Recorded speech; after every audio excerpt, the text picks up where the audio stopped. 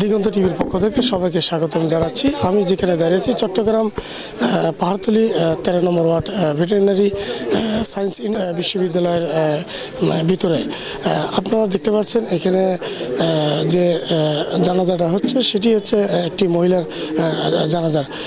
চট্টগ্রাম পাহাড়তলী জামায়াতের নেতা মাহবুজুর রহমান 13 নম্বর ওয়ার্ডের সাবেক কাউন্সিলর, তার আম্মা গতকাল 10:30 থেকে 11টা সকাল ইন্তেকাল করেছেন। তো তার প্রেক্ষিতে কিন্তু আজ দুপুর 2টা নাগাদ জানাজা অনুষ্ঠিত হতে চলেছে। তো আপনারা দেখতে পাচ্ছেন এখানে অসংখ্য মুসল্লিরা তার জানাজায় অংশগ্রহণ করেছেন এবং সর্বশেষ হচ্ছে এখানে জামাত, বিএনপি এবং আরও অন্যান্য অঙ্গ সংগঠনের যারা নেতাকর্মী রয়েছেন তারাও কিন্তু এখানে উপস্থিত রয়েছেন। একটা জিনিস আমি বলি, এই মাহবুজুর রহমান তিনি কিন্তু সৌদি আরবে এখন অবস্থান করছেন। তার মা গতকালই কিন্তু সকাল 10:30 থেকে 11টা নাগাদ ইন্তেকাল করেন। তিনি কিন্তু তার মায়ের যে জানাজা সে জানাজায় কিন্তু উপস্থিত হতে পারেননি।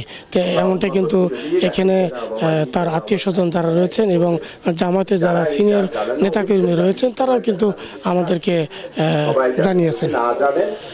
যারা আমাদের ভাইরা আছেন, আল্লাহুম্মা গফিরলি, আল্লাহুম্মা গফিরলি, আল্লাহুম্মা গফিরলি, এটা 3 বার উচ্চারণ করবেন। আল্লাহুম্মা গফিরলি যারা জানেন না তারা সূরা ফাতিহা হইলো পড়বেন যতদূর জানেন। এখন নামাজ শুরু করছি। জি, এখন আপনারা দেখছেন যে এখন কিন্তু শুরু হচ্ছেন তাদের যে জানাজার যে কার্যক্রম, সেই জানাজার কার্যক্রম কিন্তু শুরু হচ্ছে বা আমরা আপনাদেরকে দেখাবো।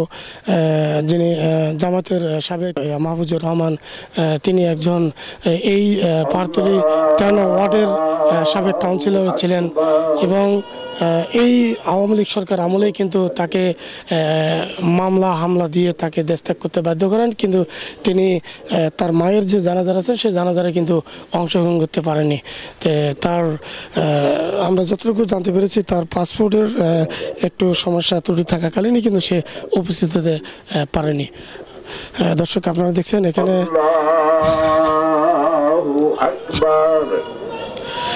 দর্শক আমরা আরেকটা জিনিস বলবো, এখানে বিএনপির চট্টগ্রামের বিএনপির যে সিনিয়র যারা নেতাকর্মী রয়েছেন তারাও কিন্তু উপস্থিত রয়েছেন। এসকে খুদাতন বিএনপির যুগ্ম আহ্বায়ক তিনিও কিন্তু উপস্থিত রয়েছেন এবং যুবদলের সভাপতি চট্টগ্রাম মহানগর মোশাররফ হোসেন দীপ্ত কিন্তু উপস্থিত রয়েছেন। আরও যারা সিনিয়র নেতাকর্মী আছে তারাও কিন্তু এখানে উপস্থিত হয়েছেন, এই জানাজারে অংশগ্রহণ করেছেন।